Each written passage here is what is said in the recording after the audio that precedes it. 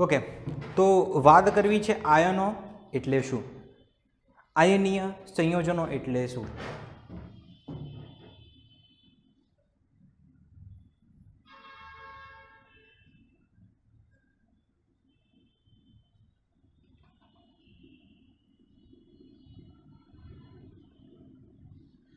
आयनो द्वारा शुं बनाववामां आवे छे? आयनीय संयोजन बनाववामां आवे छे।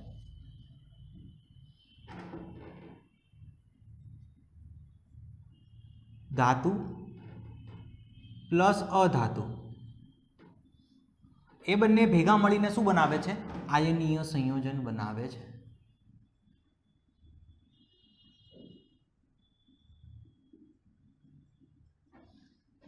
जे संयोजननी अंदर धातु अने अधातु एम बंने तत्वो रहेला होय ए संयोजनने केवुं संयोजन कहे छे? आयनीय संयोजन कहे छे। एमांथी जे धातु होय छे ने ए धातु पासे धन वीजभार होय छे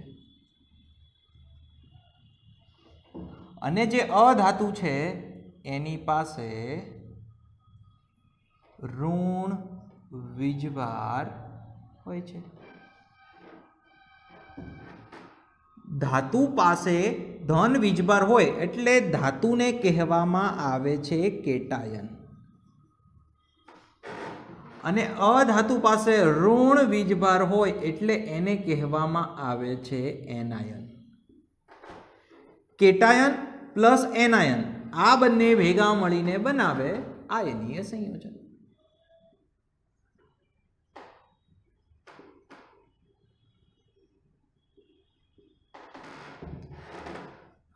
केटायन एटले एक शुं छे? धन आयन छे। एनायन छे ए शुं छे?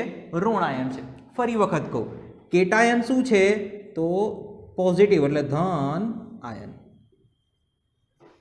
एनायन शुं छे? ऋण एटले नेगेटिव आयन। આપણે ઉદાહરણ દ્વારા સમજીશું એટલે તમને વધારે ખ્યાલ આવશે। હું એક ઉદાહરણ લઉં છું, NaCl સોડિયમ ક્લોરાઇડ।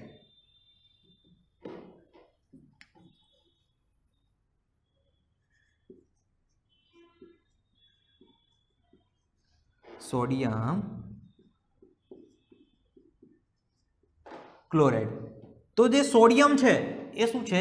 धातु तत्व छे। एने दर्शाववामां आवे एने वडे अने क्लोराइड छे ए शुं छे? अधातु छे। एने दर्शाववामां आवे छे Cl वडे। हवे मैं कीधुं के जे धातु छे एना उपर धन वीजभार होय एटले सोडियम उपर केवो वीजभार होय? धन वीजभार होय। हवे जे अधातु छे एना उपर कयो वीजभार हशे? ऋण वीजभार। एटले क्लोरीन उपर कयो वीजभार होय? ऋण वीजभार। धन अने ऋण ए बंने वच्चे शुं होय? आकर्षण होय छे। आ आकर्षणना परिणामे बने छे NaCl सोडियम क्लोराइड। प्रश्न थाय के साहेब के आ धन आयन केवी रीते बनतो हशे? आ ऋण आयन केवी रीते बनतो हशे? नेगेटिव आयन केवी रीते बनतो हशे? तो एनुं रीजन छे के ज्यारे कोईपण तत्व इलेक्ट्रॉन गुमावे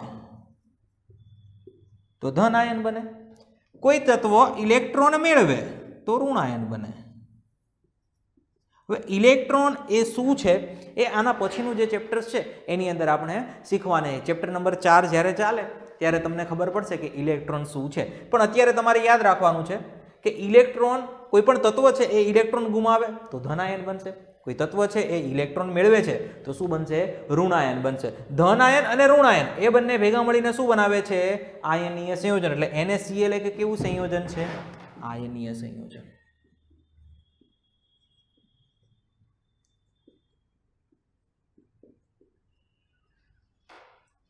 હવે આપણે જોઈએ આયનોનું વર્ગીકરણ કે આયનોનું વર્ગીકરણ કેવી રીતે થઈ શકે છે।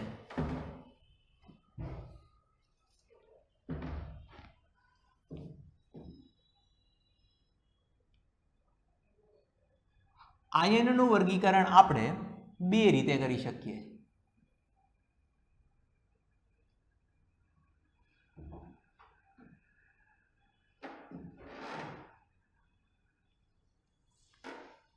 एमांथी पहलू छे वीजभारना आधारे।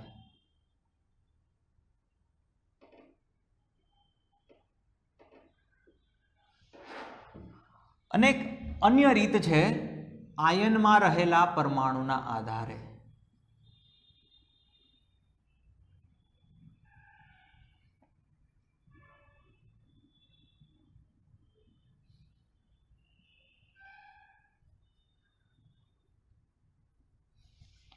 હવે મેં તમને કીધું કોઈ પણ આયન હશે એની પાસે કેટલા વીજભાર હશે, કાં તો ધન વીજભાર હશે અને કાં તો ઋણ વીજભાર હશે. એટલે વીજભારના આધારે બે વર્ગીકરણ થઈ શકે, એક ધન વીજભાર અને એક ઋણ વીજભાર. આયનો પાસે બે પ્રકારના વીજભાર હોય છે. ધન વીજભાર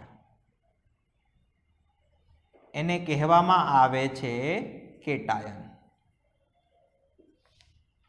અને અન્ય છે એ છે ઋણ વીજભાર.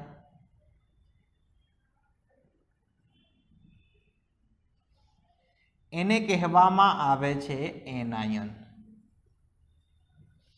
આપણે ઉદાહરણની વાત કરીએ, એક્ઝામ્પલ લખવા હોય તો આપણે લખી શકીએ Na plus K plus Mg+2 Ca+2. આ બધા ધન વીજભારિત કેટાયનના ઉદાહરણો છે. Na+ એટલે સોડિયમ ધન આયન, K+ એટલે પોટેશિયમ ધન આયન, Mg+2 એટલે મેગ્નેશિયમ ધન આયન, Ca+2 એટલે કેલ્શિયમ ધન આયન. અથવા sodium cation, potassium cation, magnesium cation અથવા કેલ્શિયમ કેટાયન તમે એવી રીતે પણ વાંચી શકો છો. ફરી વખત કહું, ખાલી જો એને લખેલું હોય તો તમારે શું કન્સિડર કરવાનું? સોડિયમ પરમાણુ.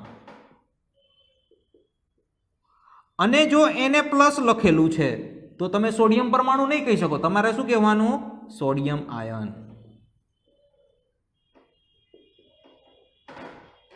ખાલી કે લખેલું હોય તો શું વંચાય?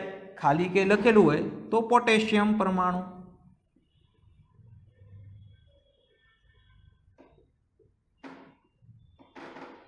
અને K+ લખેલું હોય તો પોટેશિયમ આયન.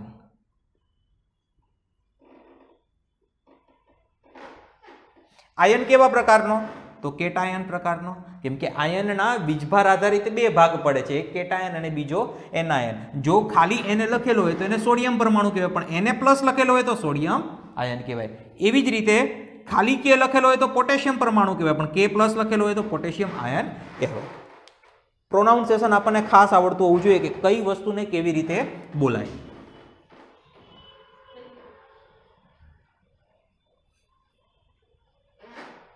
ચલો હવે આપણે જોઈએ ઋણ વીજભારિત એનાયન. તો એના ઉદાહરણની વાત કરીએ તો Cl-, Br-, H-,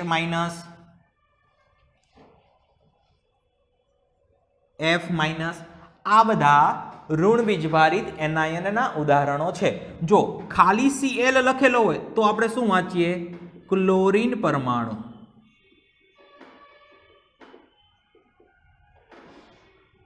પણ Cl- લખેલું હોય તો ક્લોરીન આયન. અથવા Cl- લખેલું હોય ને એને ક્લોરાઇડ પણ કહેવામાં આવે છે, ક્લોરાઇડ આયન. એવી જ રીતે H- લખેલું હોય, ખાલી H લખેલું હોય તો તમે હાઇડ્રોજન કહી શકો, પણ H- લખેલું છે તો હાઇડ્રોજન આયન છે, હાઇડ્રોજન આયન. તો પ્રોનાઉન્સિએશન ખાસ ખબર હોવી જોઈએ. હાઇડ્રેટ કહેવાય છે એને.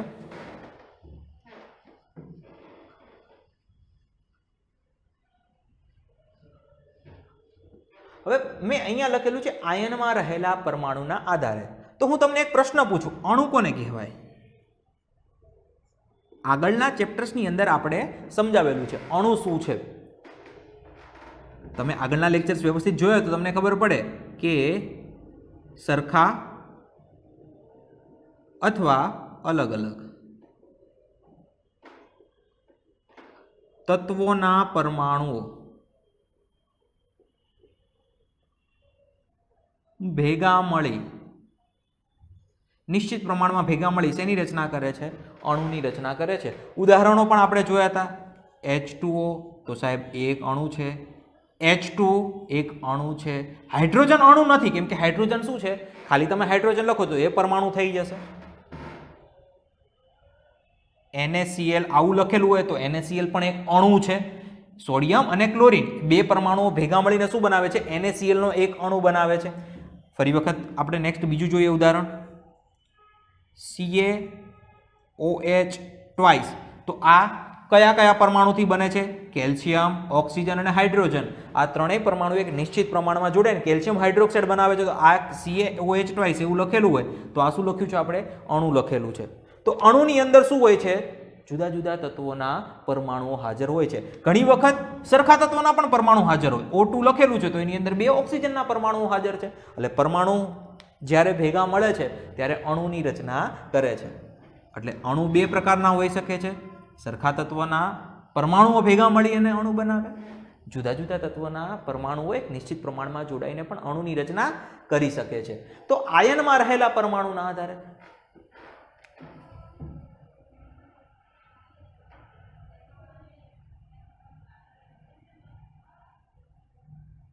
તો એના બે ભાગ પડે છે. એમાંથી પહેલો ભાગ છે એક પરમાણવીય છે.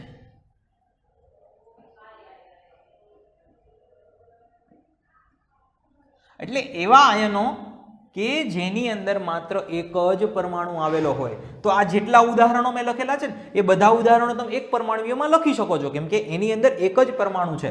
જો અહીંયા Na પ્લસ એટલે કેટલા પરમાણુ છે, એક જ.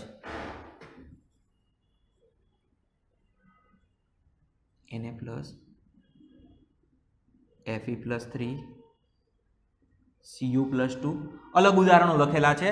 સોડિયમ, Fe, Cu તમે આવા ઘણા બધા ઉદાહરણ લખી શકો. ઇવન આ બધા ઉદાહરણો તમે એક પરમાણવીય છે, બધાની અંદર એક જ પરમાણુ રહેલો છે, તો એ બધા જ ઉદાહરણો તમે એક પરમાણવીયમાં લખી શકો છો. તો એના પછીનો જે પ્રકાર છે એ પ્રકારની અંદર આવે છે બહુપરમાણવીય આયન.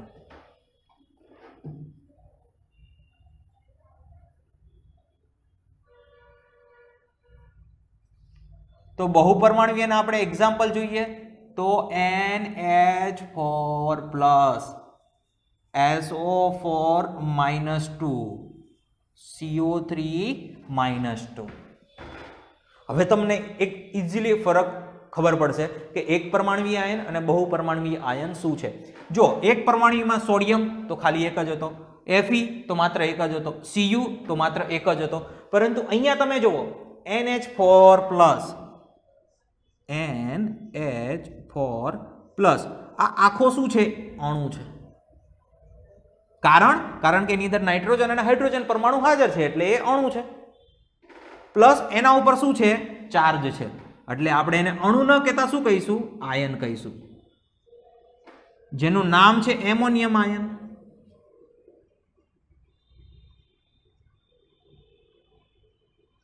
એમોનિયમ આયનને મેં ક્યાં લખેલો છે, બહુપરમાણવીય આયનની અંદર લખેલો છે. તો મારે બહુપરમાણુ તો બતાવવો પડશે ને. બહુનો મતલબ એક કરતા વધારે પરમાણુ. તો એમોનિયમની અંદર નાઇટ્રોજન પરમાણુ હાજર છે અને 4 હાઇડ્રોજન પરમાણુ હાજર છે. એવી જ રીતે જો સલ્ફેટની વાત કરવામાં આવે, SO4-2 હોય એને સલ્ફેટ કહેવાય. તો સલ્ફેટની અંદર પણ એક કરતા વધારે પરમાણુઓ હાજર છે. એક સલ્ફર છે અને 4 ઓક્સિજન છે. આ 5 વસ્તુ જ્યારે ભેગી થાય છે ત્યારે શું બનાવે છે, SO4-2. એવી જ રીતે CO3-2 તો એ કાર્બન અને ઓક્સિજન એ બંનેના સંયોજનથી બનેલું છે કાર્બોનેટ આયન, જેનું નામ છે.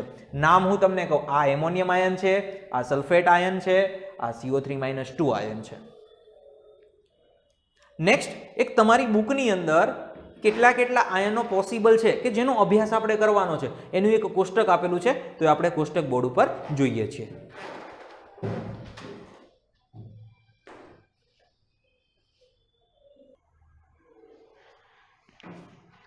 ચલો, કોષ્ટક તમારી સામે છે. આ કોષ્ટક બુકની અંદર આપેલું છે. તમે આયનો વાળો જ્યારે ટોપિક જોશો ત્યારે તમને આઈડિયા આવી જશે. બરાબર છે. હું કોષ્ટક નંબર કહું છું તમને, આ કયું કોષ્ટક છે.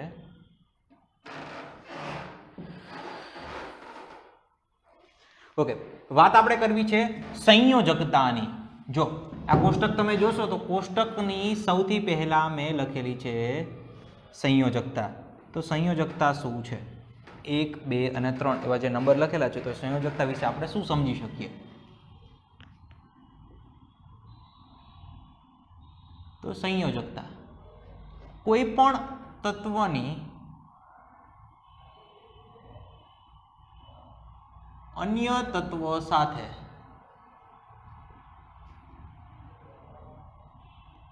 સંયોજાવાની સાપેક્ષ ક્ષમતા ને સંયોજકતા કહે છે.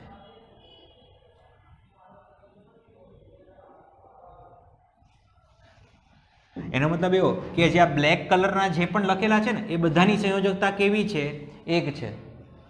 સોડિયમ છે એ ક્લોરીન સાથે જોડાય ત્યારે કેટલો બંધ બનાવશે? એક બંધ બનાવશે. એક સોડિયમ એક ક્લોરીન સાથે જોડાઈ શકે. એવી જ રીતે સોડિયમ માત્ર ક્લોરીન સાથે નહીં, હાઇડ્રોજન સાથે જોડાશે ને તો એ કેવી રીતે જોડાશે? એક જ હાઇડ્રોજન સાથે જોડાશે. બ્રોમિન સાથે જોડાય તો એક જ Br- સાથે જોડાશે. એવી જ વાત કરીએ આપણે Ag ની, તો Ag પણ જ્યારે ક્લોરીન સાથે જોડાશે ને ત્યારે માત્ર એક જ ક્લોરીન સાથે જોડાશે. પરંતુ હવે હું વાત કરું બે સંયોજકતા. જો આ Ca+2 છે એની સંયોજકતા કેટલી છે? 2 છે. તો જ્યારે કેલ્શિયમ ક્લોરીન સાથે જોડાશે ને ત્યારે એક કેલ્શિયમ હશે તો સામે બે શું હશે? ક્લોરીન હશે. દાખલા તરીકે એક સોડિયમ છે એ એક જ ક્લોરીન સાથે જોડાઈ શકે છે. એનું રીઝન શું છે? સોડિયમની સંયોજકતા. સોડિયમની સંયોજકતા ક્લોરીનની સાપેક્ષે કેવી છે? 1 છે. ચલો હું વાત કરું કેલ્શિયમની, તો કેલ્શિયમની સંયોજકતા ક્લોરીનની સાપેક્ષે કેવી છે? 2 છે. આથી CaCl2 કેલ્શિયમની સંયોજકતા ક્લોરીનની સાપેક્ષે 2 છે. આથી 2 ક્લોરીન માઇનસ સાથે જોડાય છે. એનો મતલબ થાય કે આ એક કેલ્શિયમ હશે, એક ક્લોરીન સાથે જોડાયો અને બીજા ક્લોરીન સાથે જોડાયો એટલે બનાવ્યું CaCl2. હજી એક ઉદાહરણ આપું. એલ્યુમિનિયમની સંયોજકતા 3 છે. તો એલ્યુમિનિયમ જ્યારે Br સાથે જોડાશે ત્યારે કેટલા બ્રોમિન જોડાશે? કેમ કે બ્રોમિનની સંયોજકતા 1 છે, એલ્યુમિનિયમની સંયોજકતા 3 છે. જો તમને અહીંયા 3 દેખાય છે. તો જ્યારે એલ્યુમિનિયમ બ્રોમિન સાથે જોડાય ત્યારે એલ્યુમિનિયમની સાથે 3 બ્રોમિન જોડાશે અને એને લખાય આવી રીતે એલ્યુમિનિયમ બ્રોમાઇડ AlBr3. કેમ કે એલ્યુમિનિયમની સંયોજકતા બ્રોમિનની સાપેક્ષે 3 છે. તો આ હતી વાત સંયોજકતાની. હવે મારે તમને કેવું છે રાસાયણિક સૂત્ર એટલે શું? સંયોજકતાની વાત નોટ ડાઉન ન કરી હોય તો કરી લેજો છોકરાઓ. રાસાયણિક સૂત્ર એટલે શું?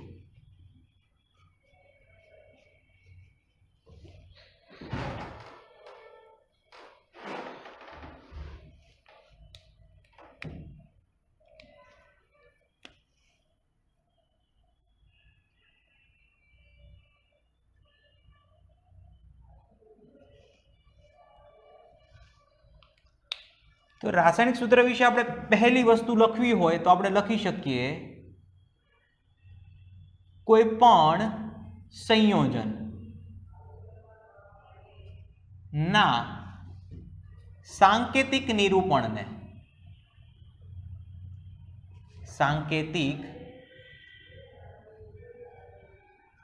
નિરૂપણને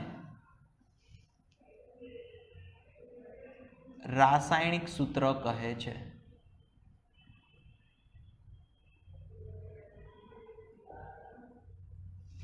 As for example, potassium bromide. Potassium bromide શું છે છોકરાઓ? તો એ છે સંયોજન. તો હવે એને મારે સાંકેતિક ભાષામાં લખવું છે તો હું શું લખીશ? પોટેશિયમનો K લખીશ અને બ્રોમાઇડનો Br લખીશ. તો આ જે KBr છે ને એને રાસાયણિક સૂત્ર કહેવામાં આવે છે. બીજું ઉદાહરણ આપો.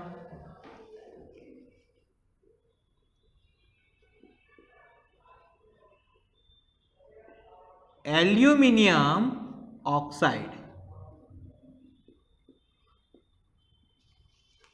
એલ્યુમિનિયમ ઓક્સાઇડનો જ્યારે આપણે સંયોજન જોઈએ ત્યારે એની અંદર 2 એલ્યુમિનિયમ પરમાણુ હોય છે અને 3 ઓક્સિજન પરમાણુઓ હોય છે, એટલે એનું સૂત્ર કેવું થશે? Al2O3, કારણ કે એલ્યુમિનિયમ ઓક્સાઇડના અણુની અંદર 2 એલ્યુમિનિયમ છે અને 3 ઓક્સિજન છે, તો એને આપણે આવી રીતે લખી શકીએ. હજી એક ઉદાહરણ લખું. એમોનિયમ ક્લોરાઇડ,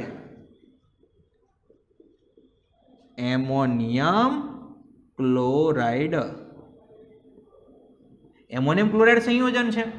તો હવે મારે એને રાસાયણિક સ્વરૂપે લખવું હોય તો એમોનિયમમાંથી હું લખીશ NH4.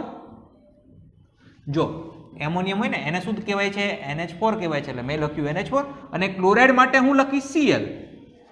એમોનિયમ ક્લોરાઇડના સંયોજનનો જે આપણે અભ્યાસ કરીએ ત્યારે એક નાઇટ્રોજન પરમાણુ હોય છે, 4 હાઇડ્રોજન પરમાણુ હોય છે અને એક ક્લોરીન પરમાણુ હોય છે. તો આ ત્રણેય વસ્તુનું જ્યારે સંયોજન બને છે NH4Cl, તો એને લખાય આવી રીતે. તો આ છે રાસાયણિક સૂત્ર. નેક્સ્ટ વાત કરીએ.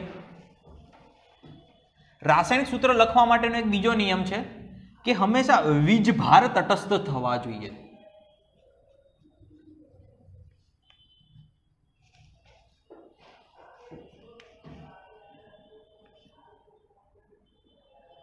રાસાયણિક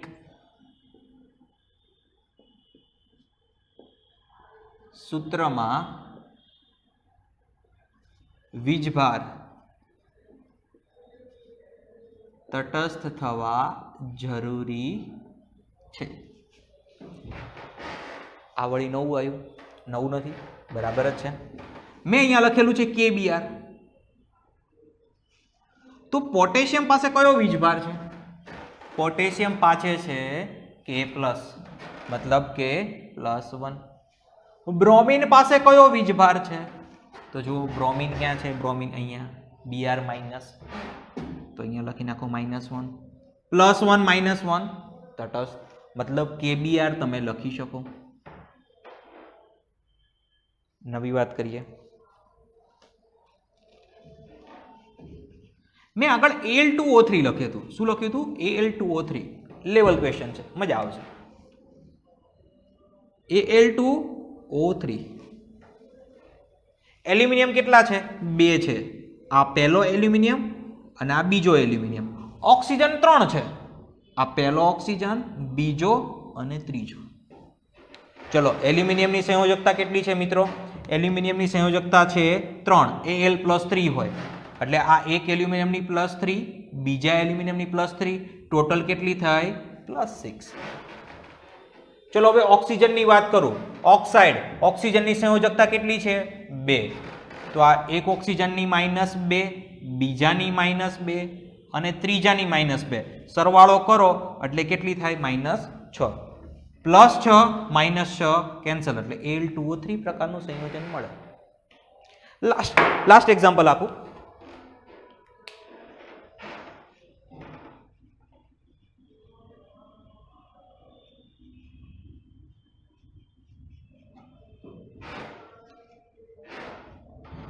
MgCl2.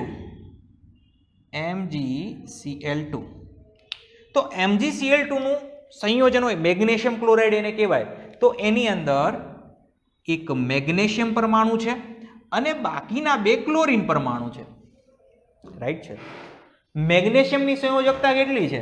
મેગ્નેશિયમ એની સંયોજકતા 2 છે, તો એને આપણે લખીએ +2. ક્લોરીનની સંયોજકતા Cl- એટલે 1, અહીંયા લખીએ એટલે Cl-1 આની સંયોજકતા થાય છે +2, -1 આની સંયોજકતા -2, +2 કેન્સલ, એટલે MgCl2 તમે લખી શકો. હવે પ્રશ્ન થાય કે સર અહીંયા તમે Mg સાથે 2 ક્લોરીન કેવી રીતે વિચાર્યું હશે? 2 એલ્યુમિનિયમ સાથે 3 ઓક્સિજન કેવી રીતે વિચાર્યું શકે? KBr, પોટેશિયમ સાથે 1 Br કેવી રીતે વિચાર્યું હશે? તો તમને પણ આવડશે. તમારે માત્ર શું કરવાનું છે? આ જે કોષ્ટક છે એ યાદ રાખવાનું છે, કોની સંયોજકતા કેટલી છે, અને પછી હું તમને બનાવતા શીખવાડું છું કે આવા સંયોજનો કેવી રીતે બને છે. પણ આ સંયોજનો બનાવવા માટેના પણ અમુક એક નિયમો છે, તો એ નિયમો હું તમને અત્યારે સમજાવું છું. એ નિયમો જેવા પૂરા થશે એટલે આ તરત જ સંયોજનો કેવી રીતે બને છે એના વિશે આપણે ચર્ચા કરવાના છીએ.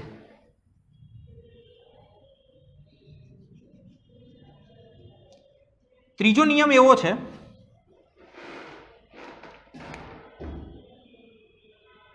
કે સંયોજનમાં એક ધાતુ હોય અને બીજું અધાતુ હોય તો ધાતુને પહેલા લખવાનું અને પછી જ કોને લખવાનું? અધાતુને. મગજમાં ઉતારજો. સંયોજનમાં એક ધાતુ તત્વ છે અને બીજું અધાતુ તત્વ છે તો લખવાનું કોને પહેલા? ધાતુને પહેલા લખવાનું, અધાતુને પહેલા નહીં લખવાનું. એક ઉદાહરણ જે આપણે આગળ જ ચર્ચા કરીએ, મેગ્નેશિયમ ક્લોરાઇડ.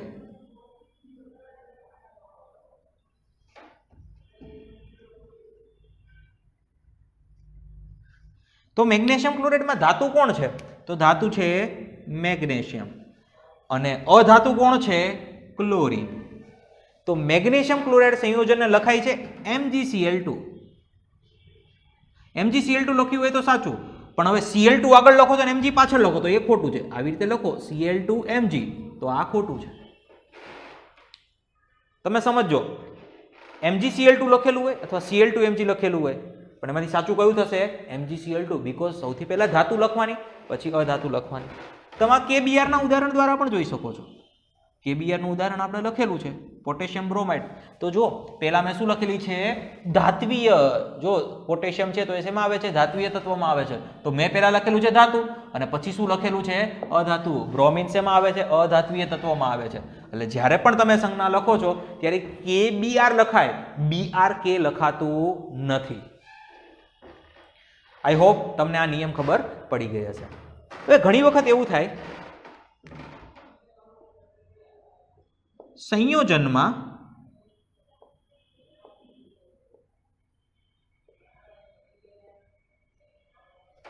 બહુપરમાણવીય આયન હાજર હોય. સંયોજનમાં બહુપરમાણવીય આયન નો ગુણોત્તર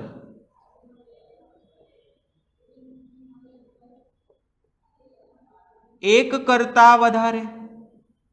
સંયોજનમાં બહુપરમાણવીય આયનનો ગુણોત્તર એક કરતા વધારે હોય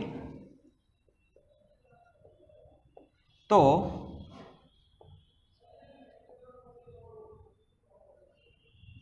બહુપરમાણવીય આયન કૌંસમાં લખાય.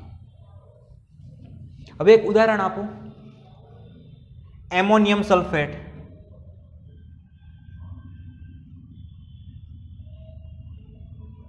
Ammonium sulphate. તો તમે જોઈ શકો છો સલ્ફેટ છે SO4-2, એની સંયોજકતા કેટલી છે? 2 છે. એટલે આ SO4 છે -2 છે, એની સંયોજકતા કેવી છે? 2 છે. એટલે આપણે લખીએ છીએ -2. એમોનિયમની વાત કરીએ તો એમોનિયમને કેવી રીતે લખાય? NH4+ વડે લખાય, પણ એની સંયોજકતા કેટલી છે? 1 છે. NH4+. એની સંયોજકતા કેટલી છે? 1 છે, +1. હવે તમે સમજો, મેં અહીંયા એવું લખેલું કે રાસાયણિક સૂત્રમાં વીજભાર કેવા થવા જોઈએ? તટસ્થ થવા જોઈએ. તો NH4 નું 1 છે, SO4 નું 2 છે. તો આપણે NH4 કેટલા લેવા પડે? 2 લેવા પડે. એટલે SO4 કેવા લઈશું? આપણે 1 લઈશું. મતલબ કે 2 NH4+ લો અને 1 SO4 લો. તો એને લખાય આવી રીતે NH4 twice SO4. યાદ રાખો, હંમેશા ધન આયન હોય ને એને પહેલા લખવામાં આવે છે અને પછી જ ઋણ આયન લખવામાં આવે છે. NH4 એના ઉપર કયો હતો? ચાર્જ ધન હતો, એટલે એને આપણે પહેલા લખ્યું. SO4 ને આપણે કેવી રીતે લખ્યું? પછી જ લખ્યું. મિત્રો યાદ રાખો, આ ચેપ્ટર્સ એવું છે કે જે તમને આગળ ઉપર 11-12 સાયન્સમાં પણ ઘણું બધું ઉપયોગી છે. જો તમને ના ખબર પડે તો તમે મને ઝૂમ લેક્ચરની અંદર ક્વેશ્ચન કરી શકો છો, પણ હા, આ જે લેક્ચર્સો છે એ તમારે એટલીસ્ટ 2 થી વધારે વખત જોવા પડશે. માત્ર એક વખત જોઈ અને સમજી લીધા એવી રીતે વાત નહીં બને. હું અહીંયા એ સમજાવું છું કે સંયોજનની અંદર બહુપરમાણવીય આયન હાજર હોય, એટલે આ જે છે ને એ હાજર હોય. બરાબર છે? તો એમાં શું કરવાનું કે 1 કરતા વધારે હોય. મતલબ કે એમોનિયમ કેટલા છે? 2 છે. 1 કરતા તો વધારે થયા. તો આપણે શું કર્યું? એમોનિયમની આજુબાજુમાં કાઉન્સ કર્યો અને પછી લખ્યું છે અહીંયા 2 NH4 twice SO4. વંચાય કેવી રીતે? NH4 twice SO4. હવે હું વાત કરું અમોનિયમ ક્લોરાઇડની.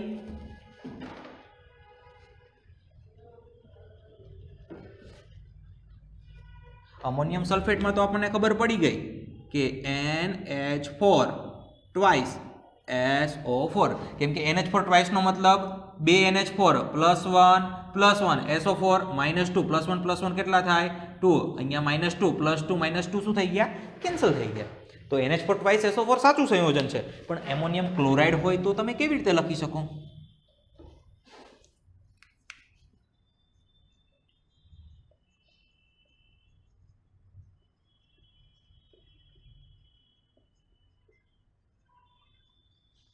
તો એમોનિયમ એની સંયોજકતા 1 ક્લોરીન એની સંયોજકતા 1 બંનેની સંયોજકતા 1 1 છે એટલે 1 1 બંધ બનાવશે તો એને લખાય NH4Cl પછી કાઉન્ટ્સ કરવાની જરૂર નથી જ્યારે બહુપરમાણવીય આયન એક જ સંખ્યામાં હાજર હોય એક જ બહુપરમાણી હાજર હોય તો તમારે કાઉન્ટ્સ કરવાની જરૂર નથી NH4Cl ને આવી રીતે ન લખાય NH4 કરો કાઉન્ટ્સ કરો અને પછી Cl લખો આ રીત ખોટી છે એને સીધું જ લખી દેવાનું NH4Cl એવી જ રીતે એક અન્ય ઉદાહરણ છે કે જેની અંદર એક જ બહુપરમાણવીય આયન હાજર છે સોડિયમ હાઇડ્રોક્સાઇડ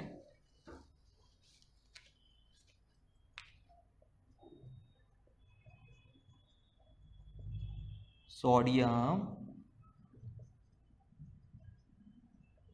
હાઇડ્રોક્સાઇડ તો એને કેવી રીતે લખાય NaOH વડે લખાય સરખી રીતે લખી નાખું